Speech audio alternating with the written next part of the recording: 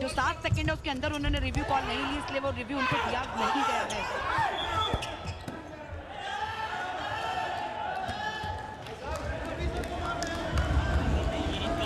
अच्छा, हर सेट में रिव्यू करेंगे। हाँ, ये अच्छा किया आपने सेकंड सामने वाला बोल दिया। 2-2 की बराबरी हो चुकी है खेल में इस सेट में। तीसरा सेट मुकाबला जरूर 2-0 से मथुरा योद्धास ऑलरेडी अपने नाम कर चुका है। वो विजयी अंक जरूर अपने साथ लेकर जाएगा जब ये मुकाबला समाप्त करेगा। अच्छी सर्व है, अच्छा रिसेप्शन भी वहां पे आया गोपाल से। यहाँ पे पावर देखिए आप, ये पिछले 2 सेट जो खराब गए उसका गुस्सा शायद दिखा। नोएडा थंडर्स का ये थंडरिंग अटैक था। ऑपोजिशन लिफ्टर के सर पर बॉल लगा है।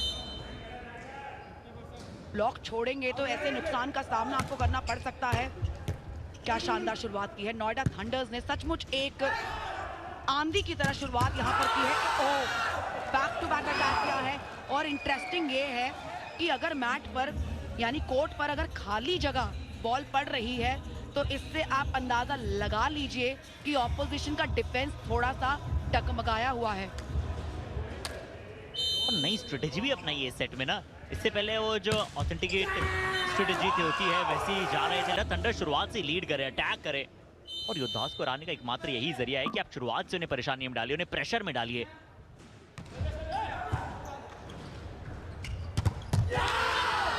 डबल ब्लॉक तोड़ दिया है।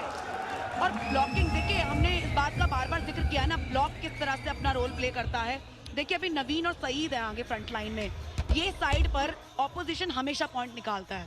जब एक वीक ब्लॉक है ना, उसका वो एडवांटेज हर बार उठाते हैं। सईद और नवीन के आगे होने से ना ऑपोजिशन को बहुत एडवांटेज मिला है। और जितनी बार उन्होंने पॉइंट्स कवर अप किए हैं वो इसी रोटेशन में कवर किए हैं। वो नहीं चाहते कि प्रिंस, रोहित और विनीत जैसे प्लेयर्स आगे आए, क्योंकि अगर जैसे ही उनकी रोटेशन आगे आएगी तो ब्लॉक में मजबूती आ जाएगी।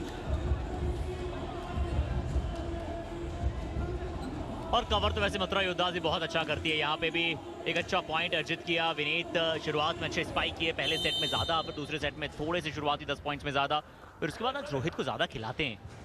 हमने पहले 2 मुकाबलों में भी ऐसे देखा। अच्छी सर्व है। नंद गोपाल टेक ऑफ बहुत कमाल का था, और उतना ही अच्छा यहाँ पे डिफेंस का उत्तर मिला।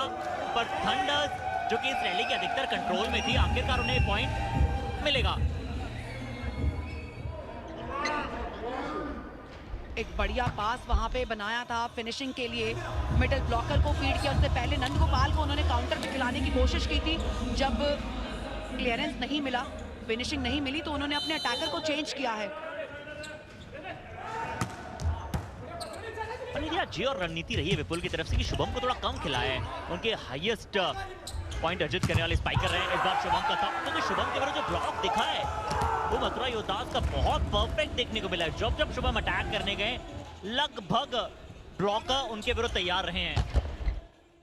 देखिए हर्षित, जैसे आपने जिक्र किया ना कि विपुल ने शुभम को कम, ये एक कारण है कि वो जानते हैं ऑपोजिशन जो है शुभम के खिलाफ काफी काम कर कर आए होंगे। ऑपोजिशन ब्लॉकर का सबसे बड़ा काम यही रहा होगा कि आज भाई शुभम को हमें रोकना है।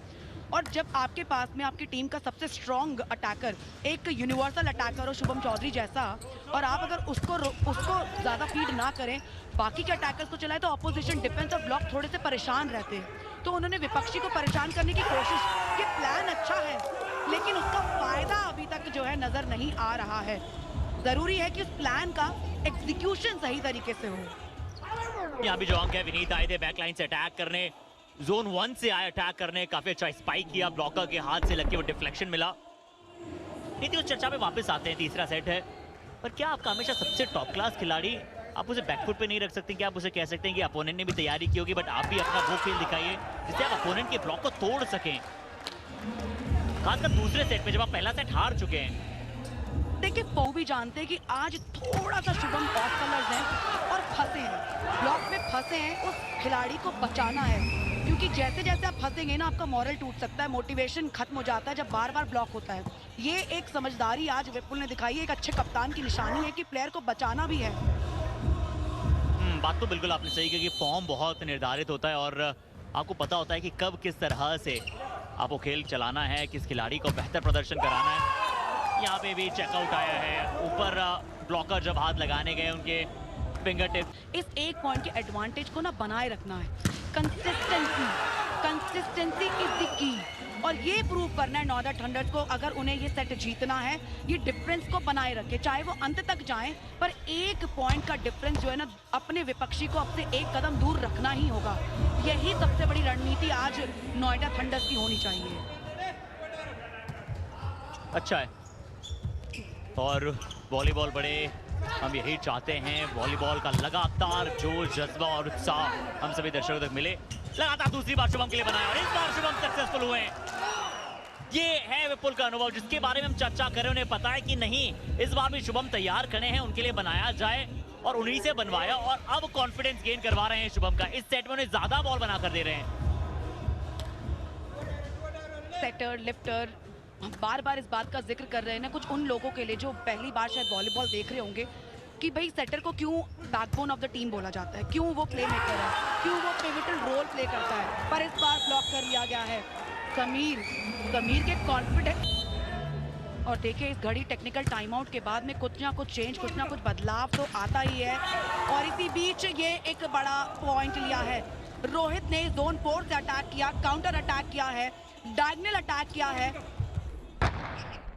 कॉम्बिनेशन अटैक था वहां पर, साथ ही साथ प्रिंस ने भी जंप लिया था उस अटैक पर जाने के लिए, पर समीर ने फीड किया सीधा जोन 4 पर और उसे क्लियरेंस दिया है।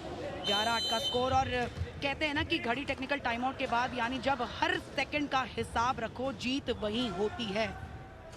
वाह वाह, क्या बात है नीति,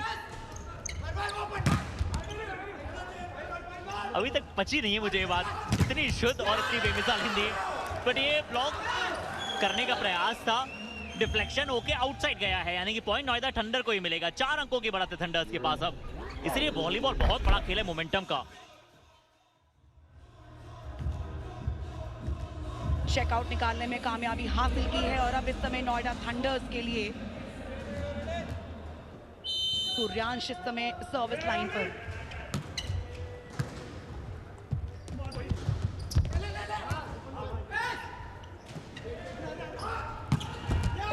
देखिए वो रैली ना पहले थोड़ी सी डगमगा गई थी, क्योंकि जब विनीत कुमार टीम के कैप्टन जब अटैक के लिए जा रहे थे, थोड़े से ऑफ पोजीशन थे, वो जो पास था ऑलरेडी छोटा पड़ गया था, और उस डिस्टर्बेंस की वजह से ब्लॉकर्स भी अपनी जगह पर जल्द पहुंच नहीं पाए हैं। रोहित और प्रिंस के बीच में एक अंडरस्टैंडिंग, वो कोऑर्डिनेशन जो पिछले कुछ सेट्स में दिखा है, वो थोड़ा सा वहां मिसिंग रहा। नोएडा थंडर्स इस समय 13-8 की एडवांटेज पर है। जरूरी है कि इस लीड को बचाए रखें, इस लीड को बनाए रखें, अगर आपको ये सेट जीतना है। ये वही टीम है जिसने ओपनिंग मुकाबले में, यानी इस सीजन ओपनर में जीत हासिल की थी, लखनऊ टाइगर्स को शिकस्त दी थी। एक जीत, उसके बाद दूसरा मुकाबला हारे, लेकिन हौसला अभी हारे नहीं है। रोहित नजर आएंगे, रोहित अक्सर कमाल की सर्व करते हैं। पावरफुल सर्व, अच्छा रिसेप्शन भी आया वहां पे गुरु से। ओह, क्या ये हम सही देख रहे हैं? क्या यहाँ पे विपुल ने वो काम किया है? विपुल तो चलिए शायद मौजूद नहीं है, वो ये कार्य करते हुए आपको अभिनव नजर आए हैं। सेकंड पास में वो काम कर दिया। बढ़िया पास बनाया था वहां पे विपुल ने अभिनव के लिए। जर्सी नंबर 1 में अभिनव इसी टाइम पॉइंट लिया, उसके बाद में सर्विस लाइन पर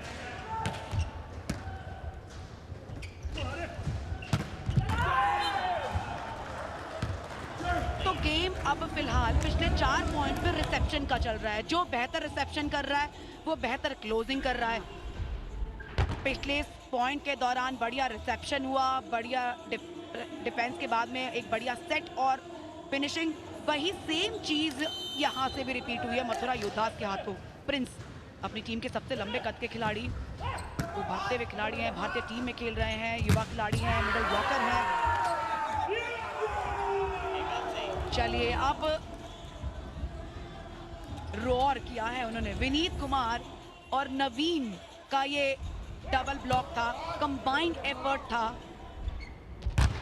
पर डायरेक्शन जिस दिशा में अटैक हुआ वहां विनीत कुमार सिंगल ब्लॉक करने में कामयाब हुए। और एक हाथ से सिर्फ लेफ्ट हैंड का इस्तेमाल किया उन्होंने, कहा कि चलिए लोगों के दाएं हाथ का खेल होता है, मेरे बाएं हाथ का बहुत है इस ब्लॉक को करने के लिए। यहाँ आनंद गोपाल ने चतुराई दिखाई, पर जरूर जोन 1 के जो प्लेयर थे बहुत पीछे थे। समीर अक्सर नेट पे खेलने की आदत है ना, ऐसे पासेस देने की आदत है, उठाने की नहीं।